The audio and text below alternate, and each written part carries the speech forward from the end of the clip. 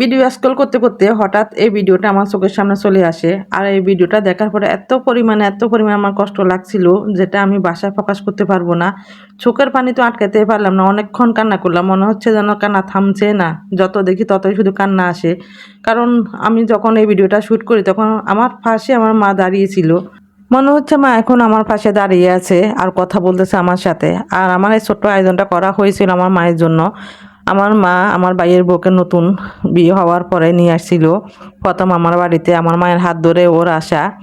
আর আমার মা যেখানে থাকে সেখানে সেই জায়গাটা কিন্তু হাসি খুশিতে ভরে থাকে। দেখেন আমার মায়ের কথা শুনে কিন্তু ও হাসতেছে। শুধু এখানে না, যে জায়গায় যাবে আমার মা সেখানে হাসির বন্যা বয়ে দেবে। আমার মা সবসময় শুধু সবাইকে দিয়ে গেছে, ভালোবাসা দিয়ে গেছে, কারো কাছ থেকে কিচ্ছু নিয়ে যায় নাই।